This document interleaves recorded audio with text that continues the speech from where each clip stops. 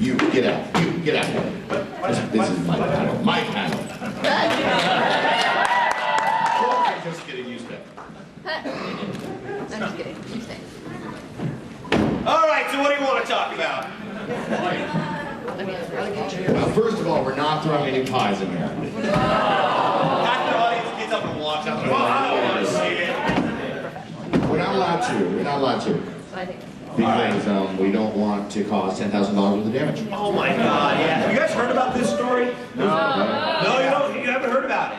Can you tell them about it? Okay, so at panels sometimes, you will have panels where like an actor will talk about a particular thing about just like their art. You know, like Jason David Frank will do a panel or a workshop on karate or kung fu. Okay, Johnny Young Bosch will do one like on voice acting. Once or twice, I had done one on like acting, and Paulie's like, "Let's do one on slapstick." Great. It's like, no. This is not going to be simply a class on slapstick. We're going to load up the audience with weaponry, and we're going to hurl them at one another. So Paulie shows up with these bags. Don't even worry about it, man. I tried to find the Barbie film. That stuff comes off, but I couldn't find it. So let's see what happens with this. Whipped cream all the way across. Just loaded it up with cans of whipped cream, like bullets into weapons magazine. All right. Takes out some pie tins. Now wait. In my own defense, I did have a little disclaimer at the beginning. I said, remember, physical comedy, it's all about selling the violence without being violent, right? It's all about falling but not hurting yourself. It's about going with the flow and not trying to destroy your opponent's face. So most of the people were very good, but there was one guy who, he was really big. Joe, I think Joe. And Joe decided that he wanted to put his fist through my ocular. No, let's freeze time. Go back. No, right now. Okay, go ahead. All right, stop. So, right about this moment, I'm realizing, uh-oh. Because I can see the veins are popping out on his head, and he's like, it's like bad community theater sword fighting. You're like, look, we've trained for 6 weeks, and oh God! So I know that I'm going to break my nose. So I start to turn my head, again. It folds around my face, and it's fine for a millisecond. And then, right about here, it opens up, and all of the suction and power shoots whipping cream 30 feet in the air like that. Whoosh! Just like, oh! And then I realized that the walls are fabric, and they're 70-foot tall air walls like those. So I was like, we got the Gatorade in the house. So we ripped these things off. I'm like, what do you need to clean this? So I'm like, sopping this up. He's like, vamp for me. So like, so as you notice on this man's technique, there was, and Paulie's back there like,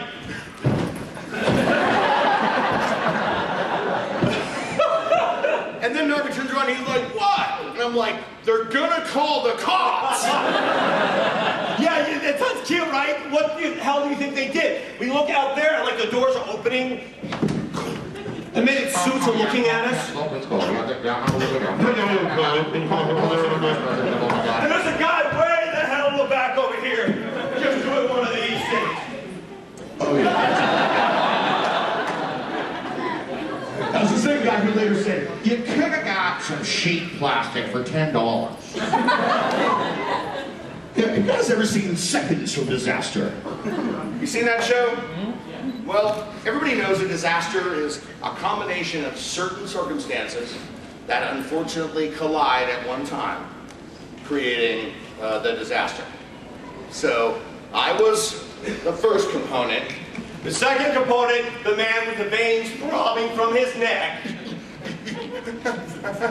and I guess the third component was The convention center. Yeah, I had a cleaning crew standing by. I had a series of Vietnamese men with very high-tech machines. I'm serious. They were ready to go outside, but the convention center would not let them on the property. They would not let them come in. Because they're not in the business of letting you fix things. They're in the business of charging you for things. Therefore, Polly and Jason, never going to be at Morphicon again. Not invited back, ladies and gentlemen.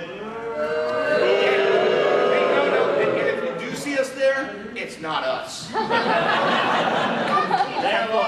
It's our stunt doubles. My 50-year-old, good-looking, in-shape stunt double from New Zealand. Hi, I'm Bolt. Look at these dolts. So, you guys, thank you for coming to our panel. Apparently, we're not going to be sitting anymore. But what the chuck? My natural impulse is just to start breaking things. Like, we're doing a not-sitting gag. How can I hurl this chair through that wall? Oh, wait. That's how we got uninvited to Morphicon. Have you guys been to our booth and seen the Couch of Doom? Yeah! I want to report that it's almost dead. But we're a little bit afraid to really push it any farther because someone's going to get impaled. And you know, comedy is fine until somebody gets impaled. It happens, right? Yeah, you never hear the words funny lawsuit come along. That's what was a funny lawsuit I saw you embroiled in. That's litigiousness. Oh, hey. Oh, what do you got there? Hey, look, it's Allie. Oh, thank you. Oh, right, we've got a few t-shirts. Right here.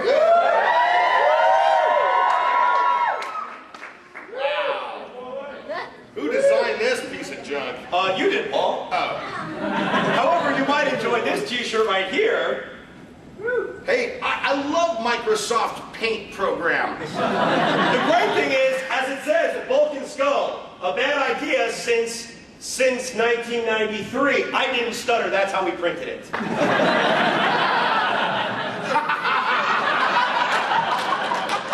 You didn't mean to do that, did you? No. People would sell them. People look at me like, oh, that's great. I'm like, you want one? They're like, no. I want one. No, don't worry. We'd like to get some questions from the house. Does anyone have any questions? Well, then we have one microphone that doesn't blow. So why don't whoever has a question, well, let's get a line going right here. We can manage ourselves, right? Yeah. We don't need to be moderated. Moderation.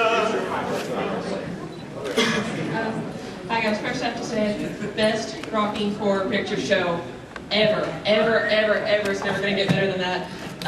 But my question is, I've noticed a lot, like with on-screen duos or the couples or tag team partners, like later on over the years, you learn that, oh, they hate each other. They have so much resentment built up. So how have you guys really kept like being friends and being cool with all the things that you do over like 20 years of time? Like, I don't know. You know, sometimes when you marry somebody, it's a really bad idea. Yeah. But at the time, it felt perfect, right? Well, sometimes, like some of our grandparents and some of our parents, you marry the right person, and it's perfect forever. And I you know, we were lucky to have complementary skills, and you know, with our physical theater backgrounds and our love of destruction and fire. Well, we really do. We do kind of. We. That's the funny thing. We're not identical. We clearly don't share the same brain. Thank God. The world would never survive. Paulie's far more quick-witted than I am. I'm more of a slow bird, and he's a fast. No, but the fact of the matter is, because we're different enough, we don't have a rivalry in any way. I mean, I can't be Paulie, Paulie can't be me, okay? So that helps too. And we're smart enough and straightforward enough to say, I'm sick of you right now. Totally. You know, Yeah. you know. And then of course, because we had a time when we were not doing the show together, we really missed that. We're like, this is the kind of creative partnership that you work your whole life to find. And that's when we would go trash at TGI Fridays. That's what I'm talking about.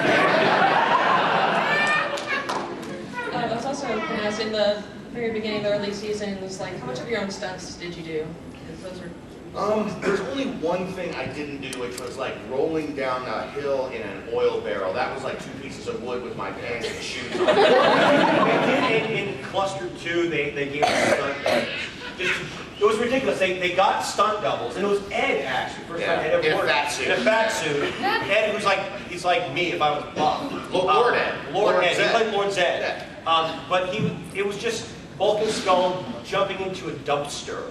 And they're like, normally they're throwing us out of like big rigs going down the highway. And they're like, oh, Jason, get in the big rig. We're like, well, wait a minute, get in the big rig. So the one time they used the stunt doubles, it wasn't for anything good. It was like a really easy thing. Yeah. And then like 2 weeks later, they had us jumping off of a 13-foot tall box truck, and I was like, why did we have to go there? Anyway, thanks for the question. Sister, you definitely could use a shirt, believe it. Hey guys. This is supposed to be a Rocky Horror reference. Alright, first off, like I have 2 questions. Alright, first off, since the slapstick panel didn't really work out well. No, it worked out great. Oh yeah. It was hysterical. It was awesome. It was memorable. It was not just a panel. Oh, did you enjoy the panel? It was an event. It was a happening. So we succeeded wildly. Yeah. Well, have you guys ever considered doing a series of slapstick comedy instruction videos? Because you know, people say vaudeville's dead. I say that it's in a coma. So Well, I think we have, haven't we? Isn't every episode that we've ever done like a good point, but I mean, you guys have obviously good experience with that. Dr. Narvi with his teaching theater, and you with just being a general goofball. Oh, hey, no, you smile at that. Yeah. No, Paulie's actually a great instructor. He's a wonderful director. What you need to be a good. The thing was, Well, he did direct you in Hamlet one time. So. Yeah. and as he And directed you. me, here's the thing. Context is critical when it comes to comedy. You know, there's that old adage that the funniest stuff is stuff that is really serious, played straight, but in a context that is just hilarious. Situation comedy, right? Sitcom. That phrase is overused today, but really at its best, it has a context to it. And so when you do an instruction video, that kind of thing, it's contextless. Yeah, so I think I would rather, write 2 new characters for us and, go to the desert and, and reshoot Ishtar or something. Yeah. Well, actually, here's something you should think about, okay? Paulie and I are, believe it or not, even though we do slapstick pretty well, we're pretty straightforward actors. I mean, you're Stanislavski, you're Shakespeare. What you're talking about is clowning. And there are instructions, and Paul and I don't know how to do clowning in a tech. We figured it out because we're actors, we know how to use our bodies, and okay, if I'm going to do this, how does my body react? If I need to accomplish this, how do I do it? Find a physical way to do it, find a more interesting way to do it. That's very Stanislavski. Improvised clowning. It kind of is, you know? Yeah, but it's also, we're very technical. Like, we don't meditate and wait for the bridge to appear, we build it. Yeah. Well, that's the thing. That's the difference between a good actor and a bad actor is the choices that you make. Like, they don't look at something and say, okay, I'm just going to drink this water. They say, I'm going to struggle with this water, I'm going to be a little bit afraid of this water, I'm going to think somebody poisoned the water, and then I'm going to swallow it, and then think maybe I did the wrong thing.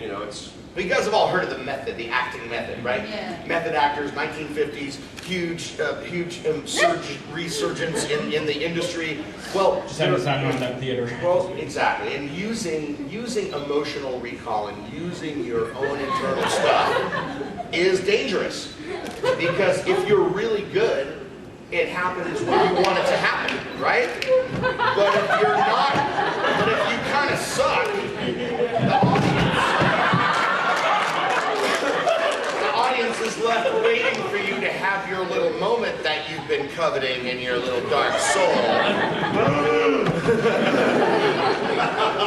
So look, I respect method actors as long as you get it on and pull it off and it works.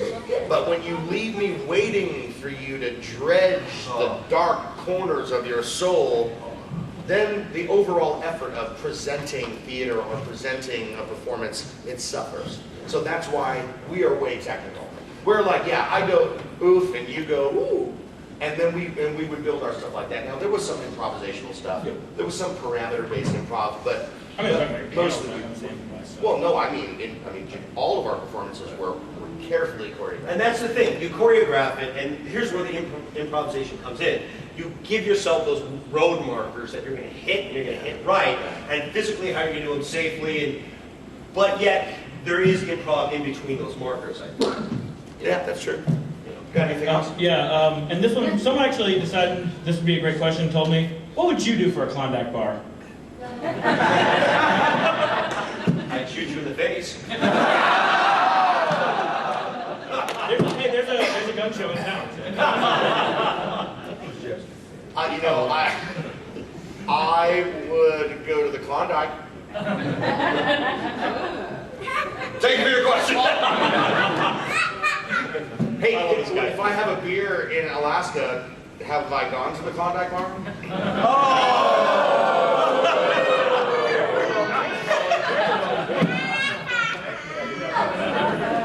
You're dressed as well. Get out. Telling me yesterday. What do you mean? Those boots I was wearing? Oh, I thought you meant mine. I was like, No, yeah. those boots I was wearing? Dude, seriously, I couldn't feel my toe until this morning. Yeah. Now, they always used to put me in Doc Martens. And like at first blush, one would think, oh, docs are hot, right? Docs are rock. Yeah, but when you're fat, docs are made with 2 air cavities in the heel. And when you're trying to run from a monster, every time your heel hits the ground, they just go. Sell those shirts, post it on your Facebook, because I would totally buy one. We can't. That's the copyright infringement. No selling bulk and skull stuff. Although you could sell that bulk race jacket I made for you. So you guys are sitting there, you're talking about like the technical acting, you've got this. This has obviously evolved from something like, you know, they were talking about you guys were talking about the DVD sets, for example, that the producers are like, they put you with different actors to see which one you want to be like your skull, because, Sure. you know, how did that evolve, and would you guys ever consider doing like a touring stand-up comedy show? So would it ever evolve to that, I guess? You were seeing other skulls, Paul. You did not. Dude, I never fell down with one of them. We only walked together. No! You woogity with that skull and you know it.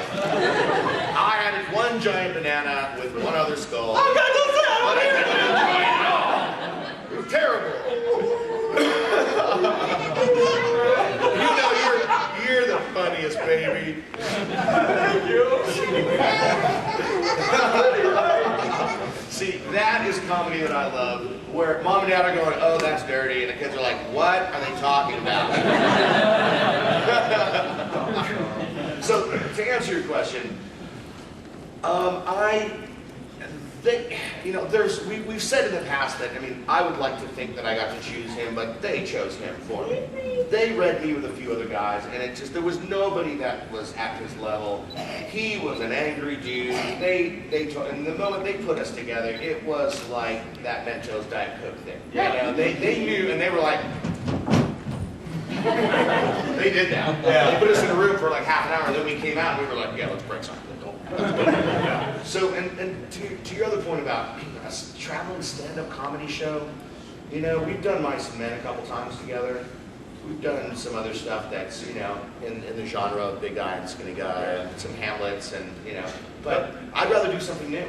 I'd rather do some Mammoth or, you know, something really, you know, off the wall together. Just like, you know, going back to Power Rangers again, I'm very happy that, at least at this moment, I haven't appeared on Megaforce. Because God only knows what's going to happen. You never know. I'm under contract forever.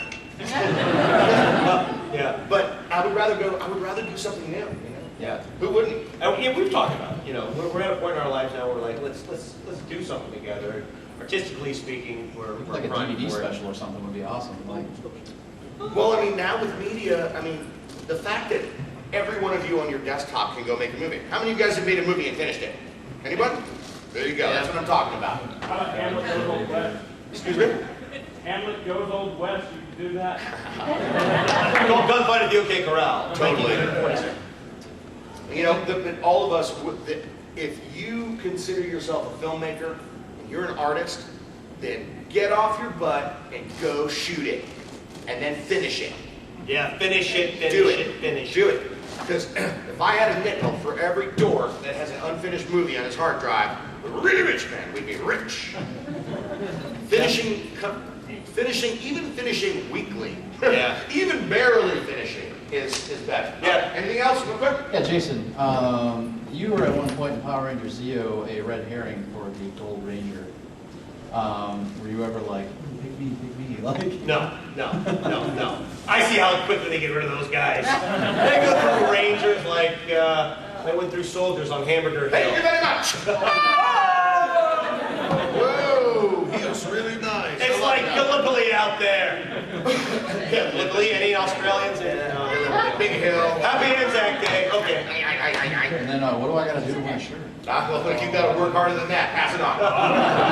Thanks, man. Thank you. Good questions. I'd like to ask both of you, who would you say has inspired you or given you inspiration for comedy, and what advice would you give to people who like to be comedic actors?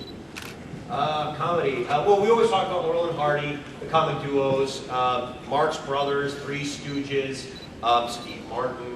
Steve Martin's great this time.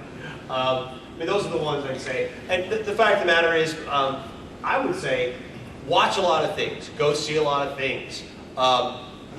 You'll never know where you find inspiration. It's probably not gonna be on prime time. You know, it's probably gonna be a good movie, a good old movie. Don't be afraid of those old movies, and don't be afraid to steal everything in comedy. Everything. There's nothing original. But learn how to act. like learn the technical method of, you know, to take acting 101 and commit to it and conquer your fear. Yeah. Because fear is the mind killer, my friends. Oh yeah. It crushes every bit of inspiration and spark that you have inside of you. But the antidote for fear is preparation.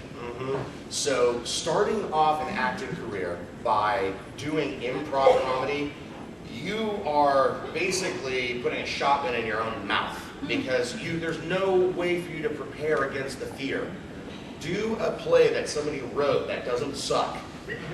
And generally, somebody thought that through, and there are beats, and break it down, and learn your role, and then finish it, and then do another one, and then finish it, and do another one. Yeah. And when it comes to comedy, like, I don't make a distinction between comedic acting and dramatic acting. To me, because there's some drama that is, like, I don't know about you, but you ever go to the movies and you're the only person that's like, everyone's like, that's because you're an evil genius. And those moments are found everywhere. You know, it's just, you never know where you're going to find that special moment. And you know, Paulie was touching on something too that Rangers did for us that was wonderful. It made us work out our acting muscle every single day. We got into the habit of making choices, making decisions, experimenting, not being afraid to fail. Okay, we didn't have time to say, is this going to work or not? No, it seems like the right thing, you got to go with it. So get a technique. Yeah. Okay, whatever you do, for God's sake, get a technique. Don't just say, I've got talent, and expect it to take you anywhere. Right. Thousands of people. There's a great rule. I mean, Jason, obviously, he's the professional acting instructor, but in anything that you're doing acting-wise, at every single moment, every nanosecond, you are doing something. Taking action with an objective. Sometimes there's something in your way that blocks you. Sometimes conditioning forces, subtext. I mean, you know, it's endless, right? It's basic acting stuff. But always remember, as long as you are taking action, you are not leaving the audience going, "What's he doing?" Yeah. And that goes for comedy particularly. Yeah. Good question. Next! And go do it. I'm next. I have next. Oh, excuse me. I have two very good questions, so be ready. Okay. We're ready. First question is about the Vulcan ice cream truckers. I want to know what was the idea of it? What got you the motivation to do it? I have a lot of friends at Gentle Giant Studios, and they've been my friends for a while. And they're really great musicians, and we had a space with some musical instruments, and it just kind of started. You know, we've only done maybe 10 gigs. We don't really gig that much because we just play for fun. You know, combined we're 800 years old. I played fun also, so I know. But I love the guys, and I love old, crazy, wacky songs. We do some off the wall stuff, some just kind of bizarre stuff. But yeah, it's fun. Nice. I like the truckers. and I'll ask the second questions. From couches to swing sets and many more, what stuff have you broken and not broken? We broke everything. I mean, and we've broken some people. Bam! They're broken. Tell me this is not broken. Oh, he's broken. He's permanently busted. We broke Andy Joe, too. We broke him. We did. It hurt. She was fragile. How could you not? She was a method actor that left us waiting. Yeah. Oh my God, my first day on the set. I was doing this, it was like my first week, not my first. No, I think it was my first day on the set. I did something and she broke down. She broke down, and I was like to the assistant director, like, what'd I do? What'd I do? Well, in her defense, I mean, how you doing with your acting career? So props to her for rocking it. Yeah. But I mean, we weren't the Pink Ranger. I mean, that's, one thing that you can say, I mean, AJ is a really good actress. Yeah, she really is. She is great. And she's got great business representation. She's a really smart kitten, and she's done great, and we're proud of her. Thank you very much. I don't think we're ever going to see her at these conventions, though. No. Yeah. All right, let's speed it up, guys. I'm sure you get questions from all types of people, but do you ever get like that one super uber geek who's like, in season 2, episode 6, 64, your watch was on the right wrist. Yeah. Scene 65, it was Happens all on the the. time. How do you deal with that? We give, are you we just give like, a funny answer and move on. Well, because generally super geeks are right. Yeah. They're right. I mean, there's some stuff in some of the panels online and some of the YouTube stuff where somebody asks me a question, and I'm like, oh, blah, blah, blah. They're like, oh, no, you were punk number 4. Well, in some version of the script, I was punk 5, and then they change it, and somebody gets a script. So everyone's always right. It's always shades of fact, But hey, at least somebody cares enough to watch the show. So it's cool. No, we don't. We don't even remember season 3. Yeah. At all. We don't know that it happened aside from somebody told us the other day. It's just a blur. It's a blur. There's no delineation for us. We were just mean, idiots, happy, hero, idiots. Gone. Walk out, get your hair shaved. Totally. What is the weirdest question anybody's ever asked that like sticks out? Do you have one? I did do it. This was strange. I did a con in Mexico, and it was a much younger demographic. I mean, most of the people were like 12, 13, 14. I got asked what kind of underwear I was wearing. Yeah. I answered my front door to find a stalker there who asked me if I'd be her husband. You said no, hopefully. It was a difficult decision. She was cool. She didn't come back. I mean, we did go out to dinner once, but no, I'm just kidding. She was a sweetie. She didn't kill me. No, bam! That happens. What's up? Once again, your official 5,000 friend on Facebook. Yes, I know. We were here last year and you were talking about preparation, the things that you guys had used as inspiration to get into character. For you, for Samurai, was it like riding an old bike, or did you have to do something different? Because the character seemed, you two really had the only character development really to the show. Like you just said, you were bullies, mean, and then nice, and then heroes. Well, going back to that, was that a little strange? Well, I had to be more parochial, had to be more parental, because obviously, there's moments when I'm sleeping in the garage with a 20-year-old kid.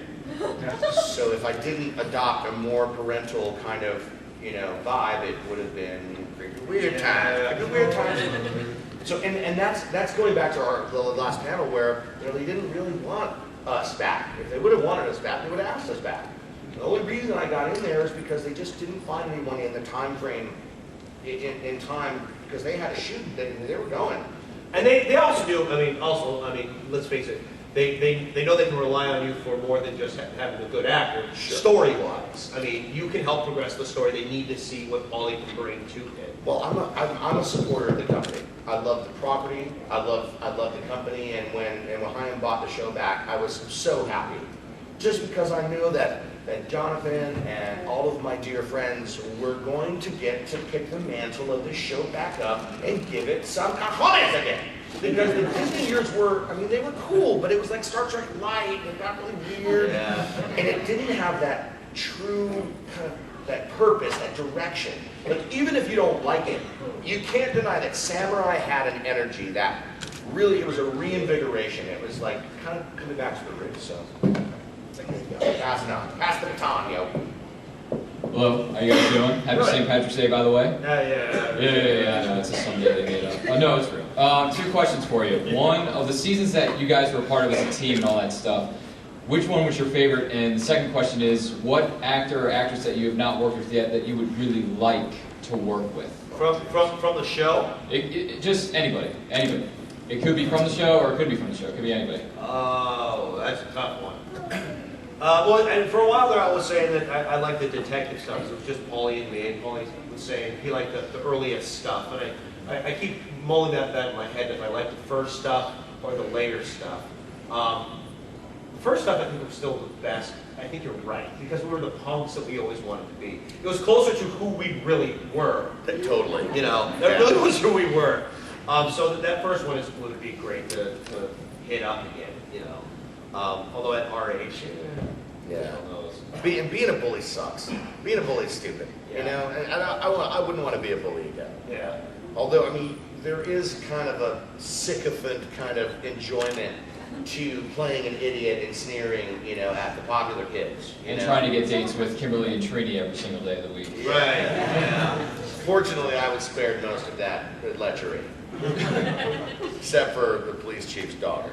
And as far as actors we like to work, I honestly have no idea. I'm not one of those people that becomes a fan and knowing every single actor and every, you know, I'm actually terrible when it comes to that. And so I'm never like, ooh, there's a person I like. I'd like to work with this guy right here. Yeah, baby. That's what I like. Because I know that he can deliver. And I've watched this guy teach a couple college classes, and man, he's no longer a pseudo-intellectual believing. All right, well, that's cool. Well, thank you very much for being here, guys. We Thank appreciate you. it, all right? Thank you for having us. Come on, Aiden. Get on! What's up? Aiden has a question, but he's a little nervous. No worries, it's all right. Aiden. You're amongst friends. Okay, he wants to ask Jason if you were disappointed when you were left behind on Lost Galaxy. No. No, I think I slept through it. I was disappointed that's how they wrote me off. I'm like, really? I'm asleep? That's odd. Remember how Paulie and I were just talking about action for the past 20 minutes? I'm like, your action is no action at all. You gotta sleep. Awesome! And I just want to say, as a father, and I'm your age, I wasn't into Power Rangers. My brothers were 15 years younger than me. They were his age. And he started watching Power Rangers because there's robots and people doing karate and martial arts. But what he takes out of it is the slapstick comedy that you guys do. And for me, that's refreshing because I don't think they get enough left. But like I used to watch Dick Van Dyke and all the old slapstick, you know, the reruns and stuff. And they don't have a lot of that. And I'm just really happy. That's because you got a smart kid. Yeah. Yeah. He is. He's going to be funny someday if he gets up the nerve. Oh, he's funny right now. He's just kind of, you know. Yeah, he's in It's a subtle comedy. It's like British comedy. Cellular division is Like such Money a White. bummer, dude. Thank you. Do you know how many cells you're growing every day? It's crazy.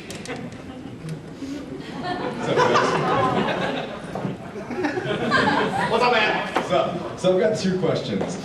One, there is romantic fan fiction on the internet about you guys.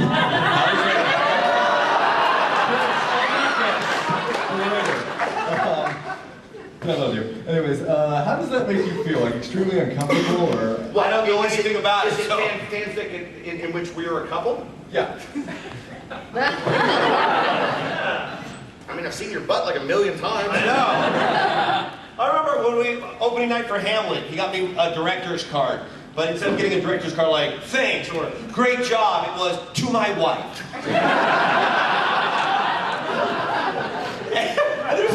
There's a pelican on the front like this.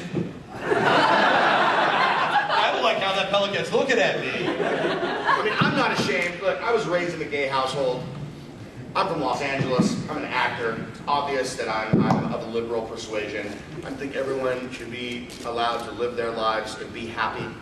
And if people want to fantasize about me being with my partner, then right on. Because, you know, hey, there's people that are into coffee cups. There's people that like paper clips. There's a kid for everything. Yeah. Carpet, like skirt, like everything. Yeah. The internet is a horrible place. What a wonderful place.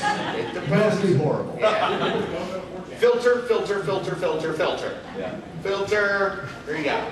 And second question, do you guys ever get like these like urges from like your inner character of Bulk and Skull when you're at these cons to just punch a dweeb right in their stupid face? Because honestly, obviously I'm into the punk kind of garbage, and man, there's so many of you, I would just love to choke.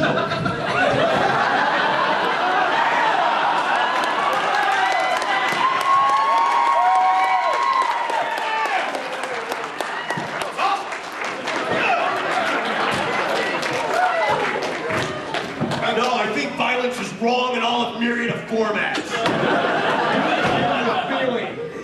I'm sorry, but I've been waiting for that all weekend. Enjoy your shirt. I will. Thanks for the shirt. What's up, buddy? Hi, how are you? Good. So, this thing's getting shorter, I think. No, it's you. Oh.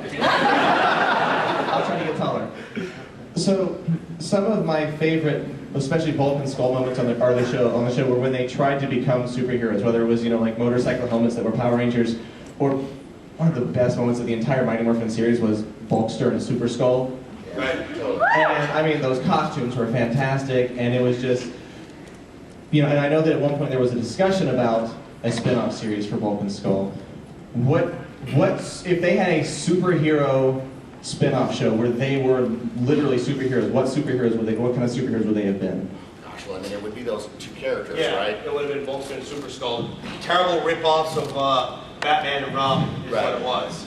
My wife actually drew a picture of that for the t-shirt contest that they were doing online. I saw it. She made me skinny. Oh, I didn't see and skinny they actually sent it back to us at first and said they couldn't use it because it looked too much like Batman and Robin. Oh. And I had to send them a screenshot of the episode and say, this is what you guys look like. I know, you know, we're not interpreting anything at all. This is exactly, and they said, oh, well, if Hein says anything, then we'll have to pull it down. But for now, we'll leave it on the website. Well, I suspect it probably started with Mighty Fine because, you know, we are the super fans.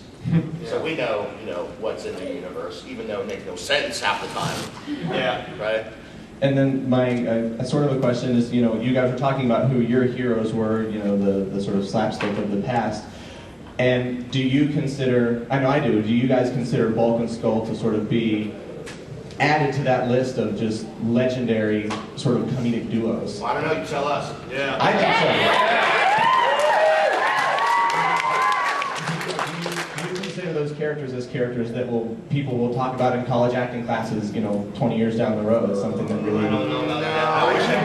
I think it's a generational thing. I mean, if I asked Sophie, you know, who is Gilligan and Skipper? Like, we don't know. Yeah. I mean, Lenny and Squiggy. You know what I mean? Yeah, Skipper went, I never even know it. So you don't think Bulk and Skull have lasting power?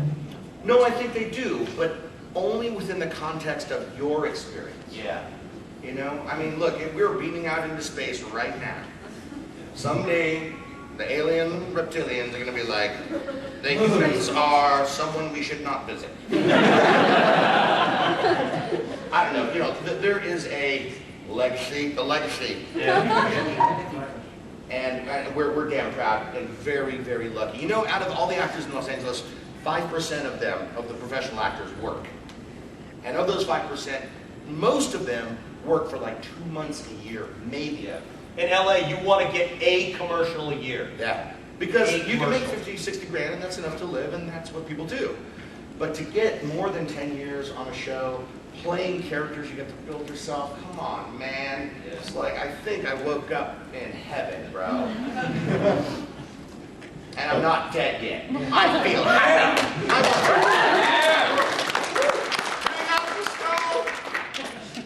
Well, thank you guys for being here. I really enjoyed it. What's up, man? How you doing? Hey, I'm doing good. What's your name, bro? Philip Campbell. Oh, it's good to meet you. Thanks. I have three quick questions. Hopefully, never been asked before.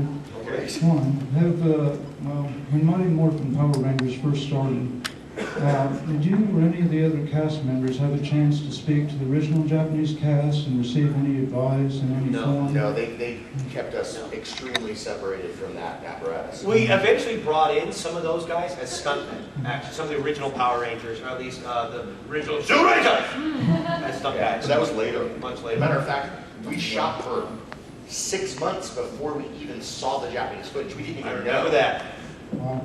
Like, it was in the script what would happen, but it was very vague, and we didn't really know. Like, there was a moment in the conference room in Culver City when they showed us the footage, and we were like, yeah. But it wasn't our stuff. It was the robots running and terrible. And we were like, oh, this is going to be over in like 2 minutes. What do we know? But there was one nugget. I remember when they finally like got all the machines, they actually made the Megazord. I'm like, it's like Voltron. But live action. Yeah, it's a giant robot. Yeah, totally. So. All right, question 2. Since I noticed you're both musically gifted, I was curious. Well, I could beat that like nobody's business. I was trying to be polite. I know who the true star of the show is, yeah. Anyway, I was curious, what love came to you first, acting or music? What did you discover? Music, but as a fan. I did acting first, but in musical theater. My first show was Guys and Dolls. So I didn't really ever realize I could sing until someone said, hey, you go do this character. Paul has a great speaking voice that translates to a great singing voice. He just has great control of the instrument. I was always bad at singing. That's the way I speak. But I was a huge fan of new wave punk rock and all that stuff. Way from never to figure I wanted to be a rock star, Who doesn't? Dude, totally. And I sort of like Paul and did musical theater, but I wasn't getting the leads because I didn't have a great voice like Paul, I got the voice right here, then Paul right here. Thank you, next. Yeah, that's why I stick to electronic music myself. Also curious, since so many celebrities have been looking into promoting themselves on YouTube, have you ever considered doing like a weekly or at least like a monthly show together or something? But it's garbage in, garbage out, right? Just like, remember what I said about if you have a computer and you have a movie idea that you should do it, yeah, you should do it. But don't expect the world to take note of material that's not finished. Yeah, if you just slap something together, like you said, garbage in, garbage out. And I think really at this point, because we're so busy with our regular jobs, which are really pretty fulfilling to us, we might be doing that. And again, Paulie and I have been talking about ways that we can do it. We've got 1 or 2 things on the back burner, that are bubbling and all that stuff. But we're not going to do it until we get a good script, first of all, that we both love and characters we both like, and super objectives in lives for these characters that we want to explore. There's a few things that I really would like to do acting-wise. I'd really like to take our characters somewhere new. I'd like to do some feature film work again, but face it, I've done it. I think there's a lot of really talented younger people and older people, for that matter, that deserve our attention. And I don't feel like I need to, to like bang my tin cup on the bars and make people look over here. Thank you. Thank you. Nice job. Absolutely. That's a hell of a growth you got there. We're a little short on time, so we need to limit everybody to one question. Okay, one question. You got it. Thank you. Go on, sister. Bring it out. We're going to have a rap contest. Is she adorable? What's your question? Did you forget? Remember, fear is the mind killer. Fear is the little death that brings total obliteration. Hey, maybe whisper it to Dad, and Dad will tell us. Okay. You're paralyzed by fear, but you're cute. It's pretty awesome. All right, well, you know what? Tell Dad. I'm going to decide what your question is. She would like to ask why I have such a weird sidekick. It is a strong but fair question. It is. You're right. Great question. What is the answer? I don't know. It's kind of like when when one of your training wheels falls off and you go in a circle for like 3 hours and you're like, Mom! Mom! Thank you. Thanks, Curly. Last chance.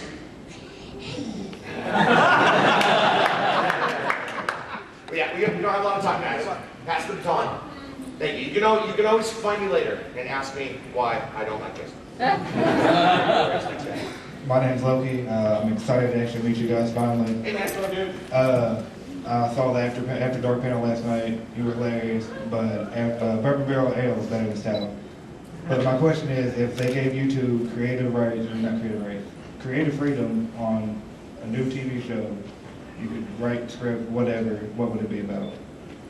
What would your character be? Well, I mean, we've talked about this. We've played around. I mean, and a lot of the Rangers have now that you know, the show is now a nostalgia piece. You instantly go back to those characters. You say, what would be the best way to actually absolutely go against that grain? You know, make it someplace you have not gone. And usually, it's a one-off of either the character or yourself. Like Bulk and Skull, who were actually the most popular people in the world, or Paul and Jason as morally upstanding citizens, which that would never happen. Anyway, that's boring. Yeah. I don't know. I love space and science fiction, so I'd love to do some crazy big sci-fi epic. I love that. I love that stuff. Nice to meet you, Loki. I'll be Bacchus. Be Loki. My name's Katie. Hi, Katie. And my question is, Jason, will you please do the skull laugh? Yes. Oh, I hate to say this. I don't know if I even can. See, he doesn't. It's kind of like, you know, hey, Bruce Jenner, we know you're 80. Would you do a pole vault real quick for us? No problem. I'm gonna. Oh no! Oh God. Oh my God. Let me see if I can do this. There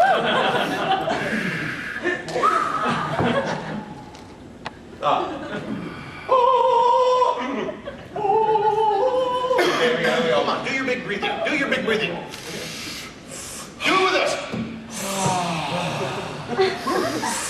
We're using up oxygen. It's free. It's free.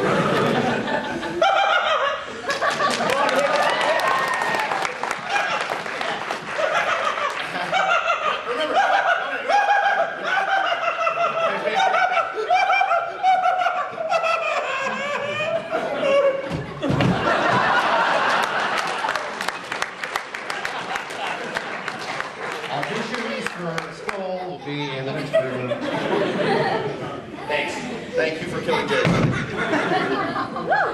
Hey guys. Hello. Sorry, it's just me. He's dead. This is a ridiculous question, but I just have to ask. Okay. Bulk and Skull are in a zombie apocalypse. What weapons do they pick? How long do they survive? And where do they hide out?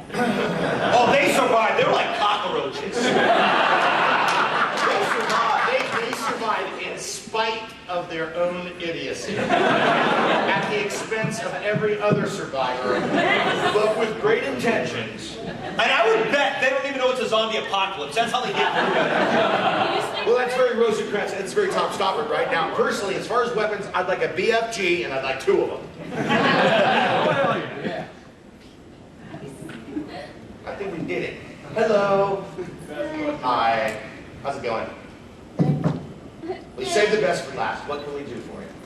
How did Bulk and Skull become friends? Well, this is very interesting because we worked all this out. You know, when you're a real actor and you're given a script on a TV show, you look at that script and you realize this is what happens in these moments for these characters. But what about the moments before? Who are we? Where do we come from? Where's our mom? Where's our dad? How did we meet? You know, we decided all of this. Yeah. Do you remember? I don't remember what we decided, but it was one of those deals where I think Skull had latched onto Bulk probably in junior high. Exactly. Because it was the first way that he could not get his butt kicked. Right, and there was a connection between our parents. Like, we just decided all this. We wrote our own backstory, and it was pretty much like you and your dork friends. Is we didn't want to be made fun of or be belittled, and so we started hanging out, and then we started burning things together. And then we discovered leather. And then we got driver's licenses. And then we decided to, you know, kind of oppress some dweebs. Yep. I mean, let's face it, they had to meet each other eventually. There's nobody else like them at Angel Grove. And quite frankly, people talk about bullying and all this stuff these days, because bullying, people are finally looking at it as a real social problem. At the same time, who's bullying who? The Rangers? 5 of them. Or Bulk and Skull?